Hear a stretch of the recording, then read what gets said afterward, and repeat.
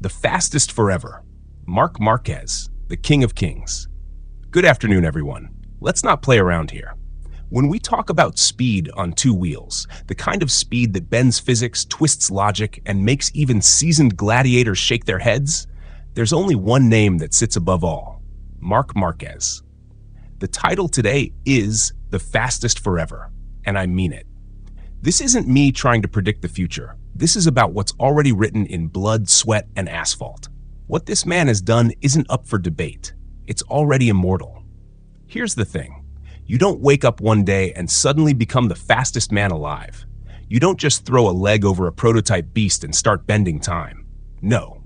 What we see today, the fastest version of Marquez we've ever witnessed, is the product of a lifetime. A history forged in scars, lessons, betrayals, and cold-blooded obsession. He was a king before MotoGP ever printed his name on a grid sheet. He walked in with the crown already hovering above his head. The watcher becomes the predator.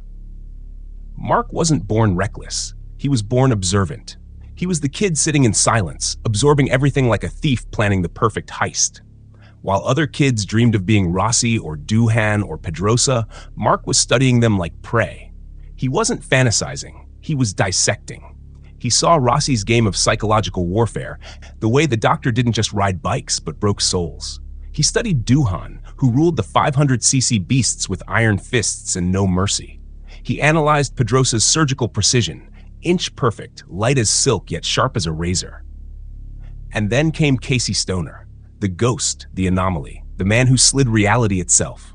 Stoner didn't just race, he bent machines into weapons through sheer feel. That dirt track slide into corners, that ability to dance on the knife's edge of traction. Marc downloaded it into his DNA. By the time he hit Moto3 and Moto2, he wasn't just another talent on the conveyor belt. He was a sponge turned weapon. He wasn't copying styles. He was building a Frankenstein monster out of the best traits of the best men. A rival, the rookie who killed fear.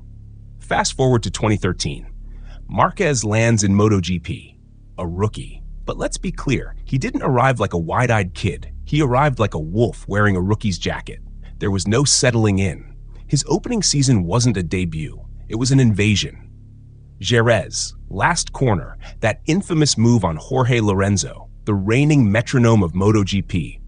Lorenzo was the man of precision, the ice-cold assassin who strangled races with perfection. Marquez didn't bow. He lunged. He shoved his way inside like it was destiny, not audacity. That wasn't a move. That was a declaration. I am not here to learn. I am here to take everything. Too young to be scared, too fast to be ignored, too ruthless to be denied. And Rossi? At first, Rossi extended a hand, a kind of warmth, maybe even a passing of the torch. But 2015 changed everything. The friendship dissolved in the acid of Sepang. Rossi saw in Marquez not a student, but a usurper. That clash ripped off Marc's last layer of innocence. He stopped trusting. He stopped believing in paddock politics. He redirected all energy into one thing: the bike. From then on, it wasn't about friendships, alliances, or smiles. It was about speed. The machine became the only companion he could trust. The elbow king, the limit breaker. People think elbow down was style. Wrong. It was science. Marquez dragged his elbow, even his shoulder, across asphalt because he needed another data point. His body became an extra sensor. Every crash save wasn't luck. It was calculation, adaptation, and brutality in real time. Where others backed off, he rewrote the rules. He redefined motorcycle racing. He didn't just ride the limit, he pulled the limit further. And then came the crashes, the pain, the surgeries, the nightmare of 2020. 4 operations on the same arm.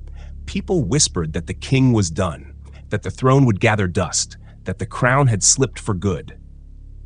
But here's where Marc separates himself from every mortal who's ever swung a leg over a bike. Most riders recover to ride. Marc recovered to destroy.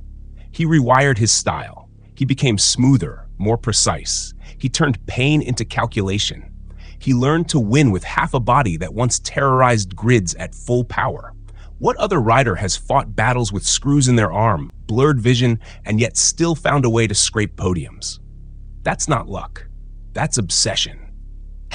Adaptation, the untold truth of brilliance.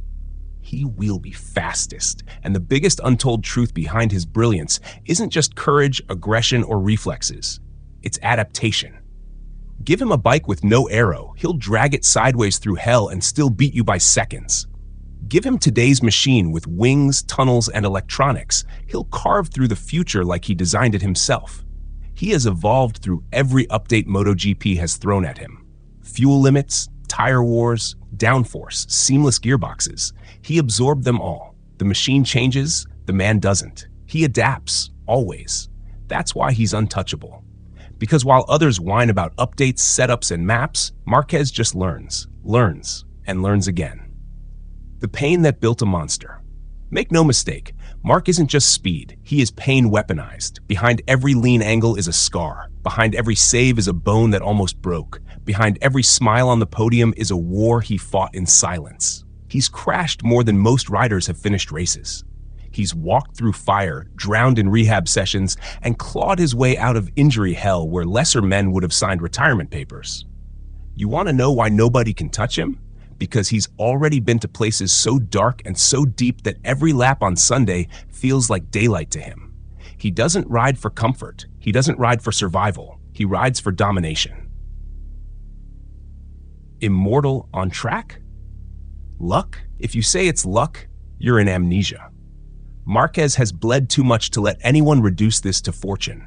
Every victory is carved out of calculation, brutality, and defiance. He is almost immortal on track. A man who has seen the other side of sport, the surgeries, the betrayal of the body, the enemies in the paddock, and still emerged not just relevant, but terrifying. No one can even touch him. Not because they're slow, but because he's from another dimension of commitment. The fastest forever. Marc Marquez isn't just a champion. He isn't just a rider. He is the fastest forever. The man who took every lesson from the past, every betrayal from rivals, every scar from crashes, every whisper of doubt, and turned it into fire. He's not defined by titles. He's defined by what he does every single weekend. Bend time, defy physics, erase fear. And now, as we look toward 2025, 7 races ahead of the championship fight, the king stands once again at the edge of destiny. If he lifts that crown, it won't be a victory. It'll be a requiem. The funeral of competition, the burial of dreams, and the beginning of a mythology no one will ever erase. Because the truth is simple. Marc Marquez will be the fastest forever. And on behalf of everyone who understands what speed really means, Marc, we wish you the 2025 championship. 7 races ahead.